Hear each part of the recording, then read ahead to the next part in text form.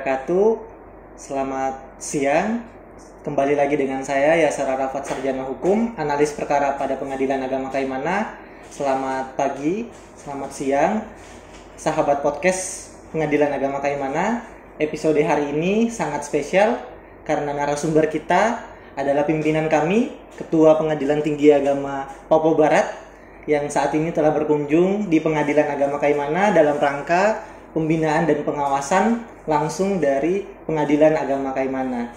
Beliau adalah pimpinan pertama Pengadilan Tinggi Agama Papua Barat, karena sebagaimana kita ketahui bahwa PTA Papua Barat baru diresmikan Desember 2022 dan hari ini mendapat kesempatan Pengadilan Agama Kaimana untuk berdiskusi bersama Ketua Pengadilan Tinggi Agama Papua Barat, Bapak Dr. Andes Haji Muhammad Nahiruddin, Sarjana Hukum, Magister Hukum. Tentu ini adalah suatu pengalaman yang luar biasa bagi Pengadilan Agama Kaimana karena mendapat kesempatan untuk berdiskusi langsung dengan Bapak Ketua Pengadilan Tinggi Agama Papua Barat. Sebelum kita lanjut berdiskusi lebih panjang, saya mempersilahkan kepada narasumber yang sangat luar biasa untuk memperkenalkan diri terlebih dahulu dan memberikan sambutan atau arahan pertama kali terkait sahabat podcast Pengadilan Agama Kaimana. Dengan hormat, Bapak disilahkan. Baik, Assalamualaikum warahmatullahi wabarakatuh. Waalaikumsalam. Innal hamdalillah wassalatu wassalamu ala asyrafil anbiya'i wal mursalin sayyidina Muhammad wa ala alihi wa ashabihi ajmain. Amma ba'du. Para pemirsa yang saya hormati, utamanya teman-teman segenap stakeholder Pengadilan Tinggi Agama Papua Barat, teman-teman yang mulia para hakim tinggi, hakim peradilan tingkat pertama, panitera sekretaris, panitera pengganti, dan seluruh segenap stakeholder dari Pengadilan Tinggi Agama Papua Barat yang saya hormati, yang saya banggakan. Khususnya lagi bahwa kebetulan saya berada di Pengadilan Agama Kaimana ini. Saya merasa berbangga bahwa keberadaan Pengadilan Agama Kaimana dari awal sudah saya memang monitoring, dan saya ingin membuktikan bahwa apa yang saya dengar itu sesuaikah atau tidak. Rupanya bahwa setelah saya melihat dan menyelami sendiri, saya melihat ada sesuatu yang istimewa untuk Pengadilan Agama Kaimana. Baik, saya sebagai pimpinan, dalam hal ini Ketua Pengadilan Tinggi Agama Papua Barat yang dilantik pada tanggal 30 November 2022 dan kemudian melantik seluruh hakim tinggi Pengadilan Tinggi Agama Papua Barat tanggal 2, kemudian tanggal 5 itu diresmikan secara langsung oleh Yang Mulia Bapak Ketua Mahkamah Agung Republik Indonesia. Sebagaimana yang disampaikan tadi oleh MC bahwa saya sebagai ketua pertama, ya, karena memang Pengadilan Tinggi Agama Papua Barat baru kali ini dibentuk, ya, berdasarkan Undang-Undang Nomor 8 Tahun 2021. Ini keberadaan kita di Papua ini, khususnya Papua Barat, itu didasarkan pada pembentukan 5 Pengadilan Tinggi Agama seluruh Indonesia, yaitu Papua Barat, Sulawesi Barat, kemudian Kalimantan Utara, Bali, kemudian Kepulauan Riau. Dan saya tidak pernah berputus harapan bahwa kalaupun kita pengadilan yang baru dibentuk, Pengadilan Tinggi Agama maksud saya yang baru dibentuk, iya, tapi dengan melihat potensi seluruh teman-teman yang ada di Pengadilan Agama sewilayah Pengadilan Tinggi Agama Papua Barat ini, saya percaya bahwa kita bisa maju bersama dan insya Allah bangga bersama. Sudah tentu saya sebagai pimpinan pertama, saya harus memberikan yang terbaik bersama dengan Wakil Ketua Pengadilan Tinggi Agama Papua Barat.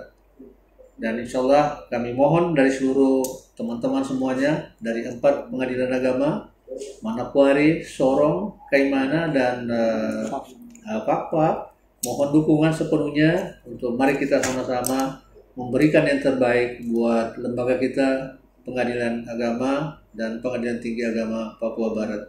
Saya kira sementara ya. Iya, sangat baik pembuka kita pada siang hari ini di Sahabat Podcast Pengadilan Agama Kaimana. Sebelum lebih lanjut kita membahas bagaimana strategi kebijakan PTA Papua Barat sebagai PTA yang sangat muda dan baru dibentuk dari Desember 2022, tentu ini adalah tantangan berat juga, namun optimisme, semangat yang tidak pernah luput dari PTA Papua Barat. Nah, sebelum lebih lanjut Bapak, mohon maaf yang mulia, terkait dengan program prioritas Badilak tahun 2023. Tentu ini adalah program prioritas Badilak yang menjadi tanggung jawab pengadilan-pengadilan yang ada di bawahnya. Nah, untuk melihat dan mencanangkan program prioritas Badilak tersebut di tahun 2023 ini, apa yang kemudian menjadi langkah-langkah strategis atau kebijakan-kebijakan apa yang kemudian dicanangkan, diambil oleh PTA Papua Barat untuk menjalankan dan mendukung program prioritas Badilak tahun 2023 ini? Baik, terima kasih. Jadi yang pertama gini ya, dengan terbitnya surat keputusan yang terhormat Bapak Dirjen Direktorat Badan Peradilan Agama, Direktur Jenderal Badan Peradilan Agama nomor 044 garis miring DJA garis miring HK.00 garis miring SK garis miring 1 garis miring 2023 yang menetapkan tentang program prioritas program prioritas Badan Direktorat Badan Peradilan Agama Mahkamah Agung Republik Indonesia.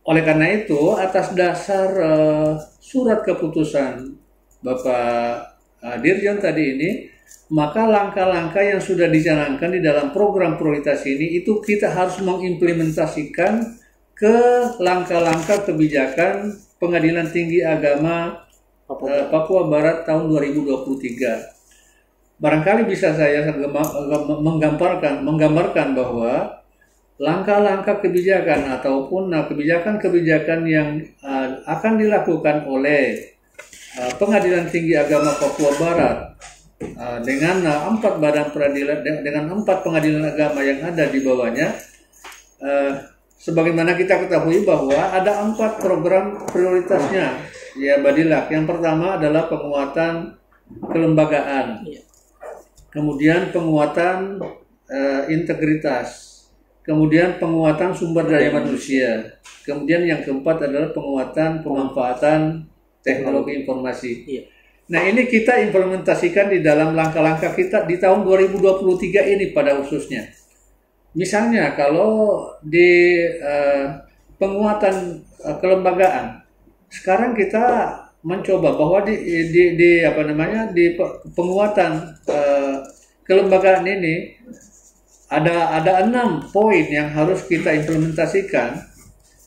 Antara lain yang sangat penting adalah pertama, optimalisasi jaminan tentang jaminan tentang hak-hak perempuan. Ya.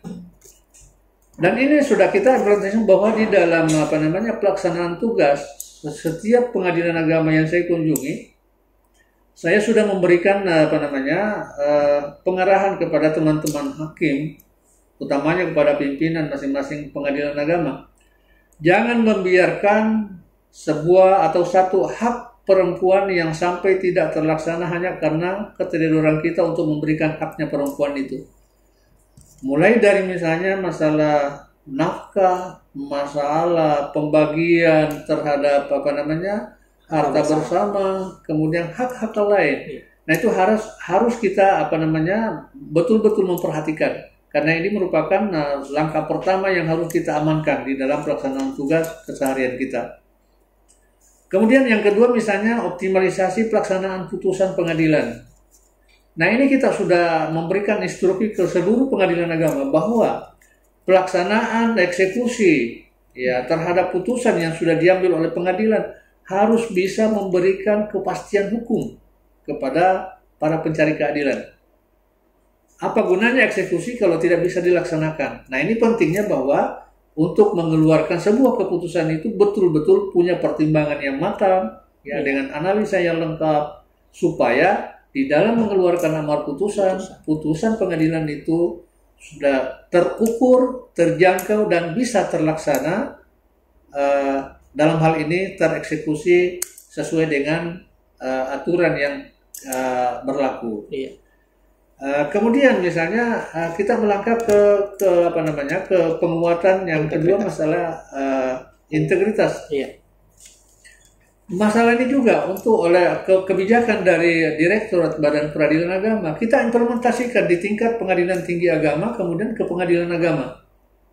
Ya, utamanya di sini di dalam rangka pembangunan zona integritas. Ya, kami berharap bahwa Pengadilan Tinggi Agama Papua Barat dengan 4 pengadilan agama di bawahnya, kami mencoba untuk memaksimalkan agar supaya tahun 2023 ini ada satu minimal yang bisa masuk di dalam masuk ke dalam kancah berkompetisi dengan pengadilan di seluruh Indonesia.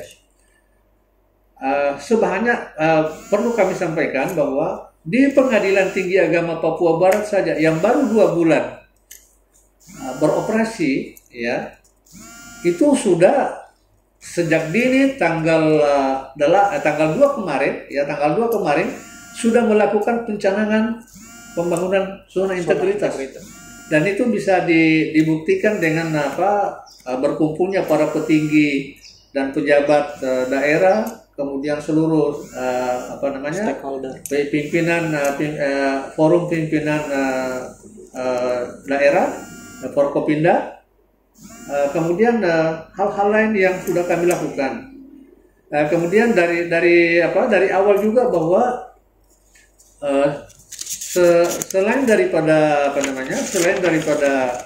kita pencanangan TETI di PTA, kita juga sudah melaksanakan langsung pembinaan secara kolektif terhadap materi-materi yang kemungkinan bahwa ini adalah sesuatu yang sangat dibutuhkan oleh teman-teman di seluruh pengadilan agama.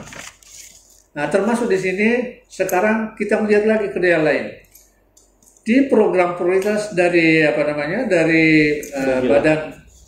Direktorat Badan Peradilan Agama adalah menyangkut masalah bagaimana mengoptimalisasikan terhadap peningkatan kelas pengadilan. Insya Allah tahun 2023 ini dari Pengadilan Tinggi Agama Papua Barat akan mencanangkan 2 peningkatan kelas dan 2, insya Allah mudah-mudahan ini terkabulkan, 2 peningkatan kelas dan 2 pengadaan atau perwujudan 2 pengadilan agama. 1, insya Allah mudah-mudahan bahwa pengadilan agama Sorong kita bisa menjadikan kelas 1B minimal. Nah, karena sekarang kan kelas 2, kita menjadi kelas 2. Kalau memang kemarin Pak Dirjen mengatakan kalau perlu luncurkan ke kelas 1A. Ya. Kemudian yang kedua, Pengadilan Agama Manokwari. Dia kelas 1B. Mudah-mudahan kita luncurkan menjadi kelas 1A. Sedangkan untuk pengadilan agama kita coba memaksimalkan karena kita mempunyai waktu insya Allah sampai tanggal 28 Februari ini untuk melengkapi dokumen-dokumen agar supaya bisa kita usulkan juga. Yaitu Pengadilan Agama Bintuni. Kemudian yang kedua adalah Pengadilan Agama Raja Ampat.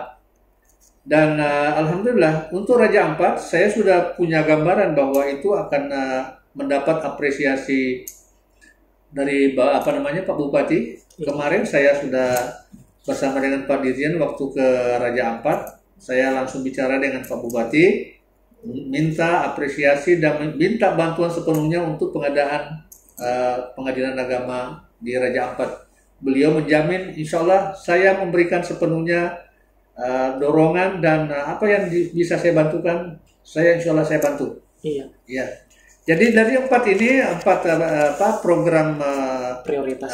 Prioritas ini kita coba insya Allah 2023 ini Pengadilan Tinggi Agama Papua Barat juga mengimplementasikan sebagai program tahun 2023. Nah, kemudian yang selanjutnya mengenai program-program lain, itu senantiasa kita mencoba selalu berada pada posisi sesuai dengan program prioritas pengadilan Direktorat Badan Peradilan Agama, dan itu kita implementasikan dalam program yang secara terinci kami sudah susun untuk tahun 2023 ini. Iya. Saya kira sederhana seperti itu. Iya. Iya. Iya. Sangat luar biasa semangat dari pimpinan kita Pengadilan Tinggi Agama Papua Barat bersama dengan seluruh pejabat yang ada di wilayah hukum PTA Papua Barat. Tentu melihat dan mendengar penjelasan dari Bapak KPTA terkait bagaimana mencanangkan 4 titik fokus atau 4 poin penting dalam program prioritas Badilak.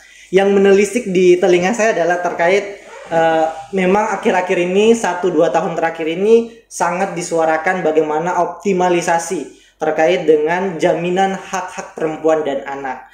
Nah, di Pengadilan Agama Kaimana 2 tahun terakhir ini kami melaksanakan program yang namanya adalah program Senja, yaitu program sistem pelayanan berjalan, di mana optimalisasi jaminan hak-hak perempuan ini kami kemas dalam bentuk sosialisasi ke distrik-distrik wilayah hukum PTA Pengadilan Agama Kaimana.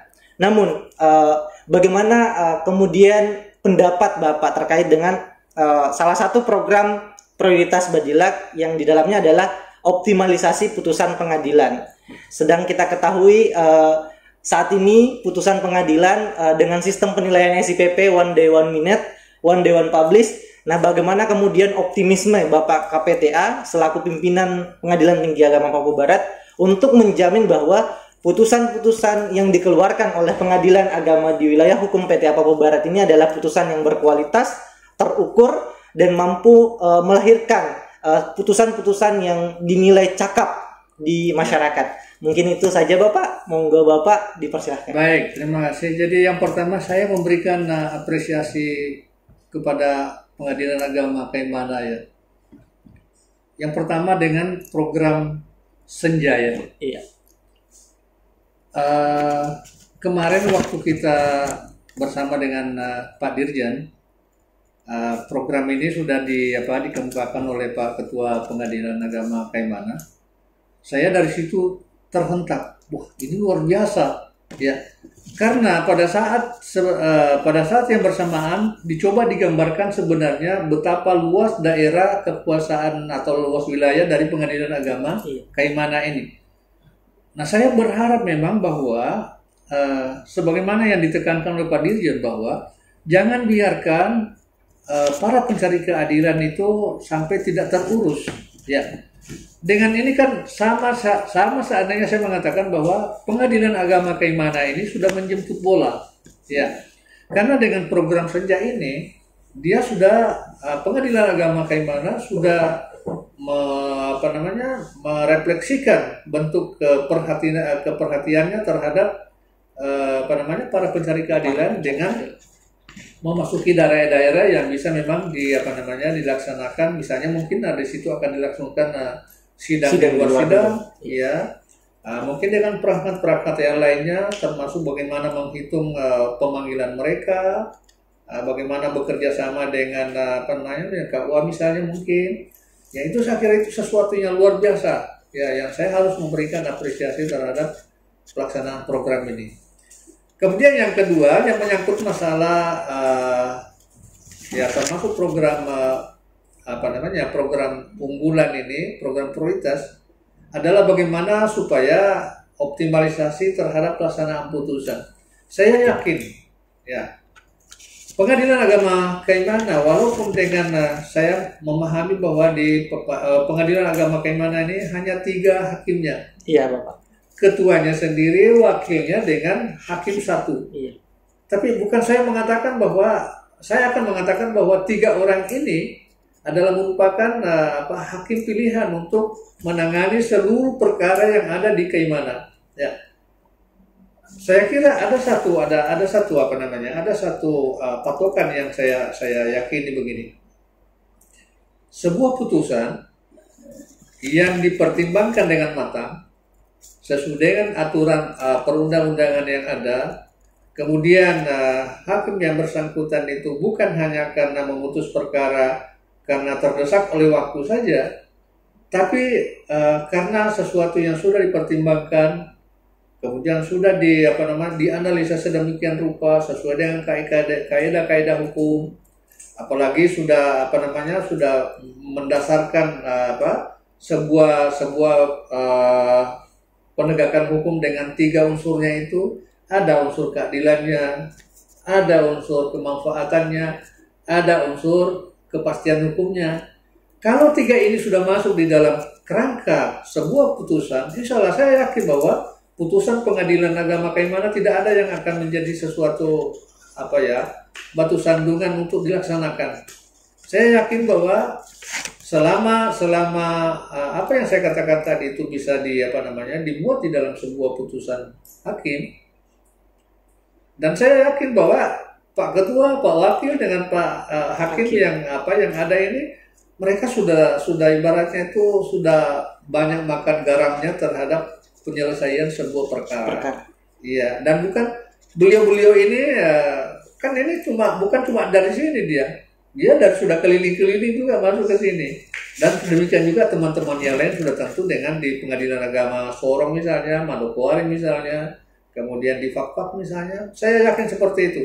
Saya yakin bahwa pengadilan agama sewilayah Pengadilan Tinggi Agama Papua Barat adalah patut kita banggakan, dan kalau istilahnya Pak Dirjen layak untuk diberikan sebuah penghargaan yang karena prestasi yang diberikan kepada lembaga peradilan ini. Saya kira begitu. Iya, sangat luar biasa ya pembuka dan arahan serta diskusi kita pada siang hari ini, bagaimana kemudian pencanangan program prioritas Badilak tahun 2023 yang kemudian diimplementasikan oleh Pengadilan Tinggi Agama Papua Barat. Dan tadi saya mendengar bahwa Pengadilan Tinggi Agama Papua Barat mempunyai PR juga yang besar. Yang pertama adalah peningkatan kelas pengadilan, mulai dari 1B ke 1A dan 1B ke 1A. Lalu kemudian ke depan akan ada pengadilan-pengadilan agama baru di wilayah hukum Pengadilan PTA Papua Barat. Dan yang paling menarik adalah PTA Papua Barat yang baru berusia kurang lebih 2 atau 3 bulan ini mampu melaksanakan kegiatan pencanangan zona integritas yang kemudian 1-2 tahun terakhir ini juga sangat bergengsi di wilayah hukum PTA Papua Barat. Nah, kemudian bagaimana tips dan trik bagi kami Pengadilan Agama Kaimana untuk kemudian bisa eksis, bisa berkontribusi di dalam pembangunan zona integritas ini? Ya, baik. Jadi teman-teman sekalian, saya ingin memberikan saya ingin memberikan rahasia kesuksesan ya. Ini rahasia kesuksesan. Dan ini saya kumandangkan di mana saja saya berada.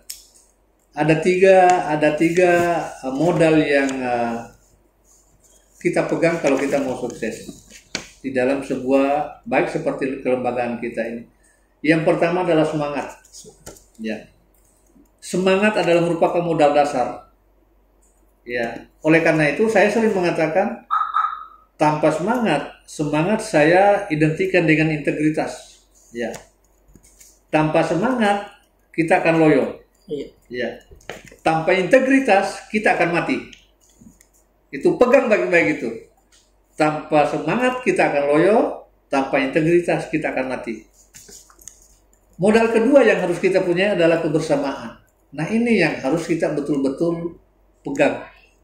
Walaupun punya semangat tapi tidak bersama, karena ini kan kita merupakan sebuah teamwork, tim kerja ini. Mulai dari pimpinan, dari ketua, wakil ketua, hakim, panitera, sekretaris, sampai kepada staf, sampai kepada satpam misalnya. Itu merupakan sebuah rangkaian yang tidak bisa terputus. Saya sering mengatakan begini, di dalam sebuah rangkaian namanya kita kenal dengan sebuah atau satu kendaraan motor misalnya. Ya. Kemudian motor ini coba kita lihat komponen-komponen yang ada di sana. Mulai dari bannya, peletnya, rantainya, dan sebagainya. Satu di antaranya itu yang tidak berfungsi, maka akan mengganggu seluruh rangkaiannya yang ada. Contoh, coba ambil apa namanya pentilnya. Pentilnya berapa sih harganya? Dan berapa kecilnya sebenarnya? Coba ambil itu. Akhirnya dengan pentil keluar, ban menjadi kempes. Karena kempes, bisakah dia sampai kepada tujuan yang dicanangkan dari awal? Sama dengan ini. Keberhasilan itu harus, itu tadi, kebersamaan harus betul-betul dipupuk. Nah sekarang kalau sudah bersama, lahir yang namanya menurut istilah saya adalah kekompakan. Kalau kebersamaan itu lahir, mungkin harus masih membutuhkan perintah. Fulan atau ini tolong ada sesuatu yang harus diselesaikan itu kebersamaan juga karena ada korelasi dan ada koneksitas antara yang memerintah dengan yang diperintah. Tapi kalau sudah kompak ya, jadi kebersamaan sudah semangatnya ada, sudah kebersamaannya ada. Kalau sudah kompak, nah itu kalau kompak itu orang bekerja karena hati nurani. Orang bekerja tanpa diperintah lagi, karena dia mengatakan bahwa pekerjaan yang saya harus selesaikan ini adalah pekerjaan yang memang tanggung jawab saya. Tidak perlu orang perintah, karena saya sudah mengetahui bahwa itulah gunanya yang namanya job description. Ya, job description itu menguraikan segala tanggung jawab yang harus diemban oleh pegawai yang bersangkutan. Kalau 3 modal ini yang kita punyai, insya Allah langkah-langkah kita pasti insya Allah akan bisa. Ibaratnya itu sudah bisa terindikasi akan bisa berhasil dengan baik. Ya, apa yang kita cari sudah semangatnya sudah oke, kemudian sudah kebersamaannya sudah oke, kekompakannya teman-teman semua di sana misalnya di Kaimana ini tanpa diperintah, begitu jam 8 langsung mengatur diri, langsung berbaris, langsung apel, tanpa diperintah lagi, karena itu sudah kompak seperti itu. Begitu jam 4.30 baru berkeluarga untuk pulang. Tidak sampai misalnya ada yang pulang duluan, kenapa pulang duluan? Itu kan harus perintah. Itu bekerja sama tapi sudah belum kompak. Tapi kalau sudah kompak, itu tadi bahwa insya Allah akan kita bisa sampai jadi terencana, terukur, terlaksana dengan baik. Saya kira itu kila-kila atau langkah-langkah yang bisa kita manfaatkan untuk kemajuan. Dan satu yang paling sering saya kumandangkan kepada teman-teman, mari bersama dan insya Allah bangga bersama. Amin. Iya, sangat menarik diskusi kita pada siang hari ini. Selain beliau memberikan arahan bagaimana kemudian strategi dan kebijakan beliau sebagai pimpinan KPTA, pimpinan PTA Papua Barat, juga memberikan kita wejangan, arahan, dan yang paling penting adalah beliau membuka kartu dengan memberikan tips bagaimana meraih kesuksesan. Yang 3 poin penting saya dengar langsung dari beliau. Yang pertama adalah kita harus semangat, yang kedua adalah menjaga kebersamaan, dan yang terakhir adalah kita harus kompak. Nah, terakhir mungkin dari podcast PA Kaimana hari ini, apa kemudian yang menjadi pesan dan harapan Bapak untuk seluruh aparatur peradilan di wilayah hukum PTA Papua Barat, khususnya bagi aparatur peradilan di wilayah Pengadilan Agama Kaimana? Iya, baik, terima kasih. Yang pertama ke Kaimana dulu. Iya. Saya memahami bukan hanya sebenarnya Kaimana, dan hal ini saya sudah sampaikan ke Pak Dirjen kemarin, bahwa salah satu yang perlu terbenahi di Pengadilan Tinggi Agama Papua Barat bersama 4 pengadilan agama di bawah ini adalah kekurangan personil. Ya, kekurangan personil. Kita bisa membayangkan bahwa di Kaimana ini hanya dengan 14 personil yang harus mengcover seluruh kewenangan tanggung jawab yang ada di Pengadilan Agama Kaimana. Tapi dari kemarin saya sudah bilang, saya cuma mengutip dari sebuah firman Allah yang mengatakan, yang berbunyi sebagai berikut, Bismillahirrahmanirrahim, fi'atun qalilatun ghalabat min fi'atin katsiratin biiznillah. Kelompok yang kecil jangan diharap itu tidak mengalahkan kelompok besar. Ya, kalau kelompok kecil ini terorganisir, ya itu apa namanya, mereka bersatu, mereka kompak, itu bisa mengalahkan kelompok besar dengan biiznillah, dengan izin Allah. Izin Allah di sini adalah bermakna bahwa itu harus ada usaha, ada langkah-langkah yang harus dilakukan. Bukan hanya sekadar biiznillah, ya Allah sudah berikan kepada saya misalnya, tidak seperti itu. Biiznillah itu maksudnya di situ ada unsur bekerja, berusaha untuk menggapai apa yang kita cita-citakan. Ya. Jadi itu yang harus apa namanya? Saya yakin bahwa, dan harapan saya ini bahwa Pengadilan Agama Kaimana walaupun dengan 14, insya Allah saya yakin bisa. Dan ini sekarang saya terbukti banyak apa namanya, banyak penghargaan yang membanggakan. Ya, apalagi yang namanya ICPP ini sudah 1 tahun bisa dipertahankan sebagai juara 1 nasional. Ini sesuatu yang luar biasa untuk kita, termasuk teman-teman semua yang apa namanya, Pengadilan Agama Sorong, Pengadilan Agama Manokwari, mereka punya prestasi yang luar biasa semua. Sampai kemarin Pak Dirjen mengatakan, saya bangga dengan teman-teman di Papua ini. 4 pengadilan agama dengan Pengadilan Tinggi Agama Papua Barat yang baru apa namanya beroperasi ini, saya berbangga dengan keempat dan kelima satuan kerja ini. Yang mudah-mudahan sudah tentu amanah beliau, harapan beliau, apalagi itu sudah tentu niat kita untuk menjadikan pengadilan agama ini adalah pengadilan agama yang agung. Ya sudah tentu itu harapan dari Yang Mulia Bapak Ketua Mahkamah Agung, itu sudah tentu kita harus bisa mengamankan dan harus bisa kita laksanakan dengan sebaik-baiknya, dengan sudah tentu dengan hati nurani kita, keikhlasan kita, ketulusan kita untuk berbuat sesuatu yang terbaik. Iya, saya kira. Iya, Bapak. Baik, terima kasih Bapak atas closing statement-nya pada podcast PA Kaimana hari ini. Ini tentu adalah pengalaman yang luar biasa, kesempatan yang sangat berharga bagi kami, keluarga besar Pengadilan Agama Kaimana, karena mendapat kesempatan. Sekali lagi terima kasih Bapak atas waktu dan kesempatannya diberikan kepada kami untuk berdiskusi, sharing, dan sekaligus mendengar arahan-arahan Bapak sebagai Ketua Pengadilan Tinggi Agama Papua Barat. Alhamdulillah pada kesempatan ini kami juga diberikan ilmu baru di Pengadilan Agama Kaimana oleh langsung dari Bapak Ketua Pengadilan Tinggi Agama Papua Barat beserta tim pembinaan dan pengawasan Pengadilan Agama Kaimana. Mungkin podcast PA Kaimana episode hari ini cukup. Sampai jumpa kembali di episode podcast PA Kaimana selanjutnya. Jangan lupa like, komen, dan subscribe untuk mendukung channel ini. Terima kasih. Wassalamualaikum warahmatullahi wabarakatuh. Waalaikumsalam.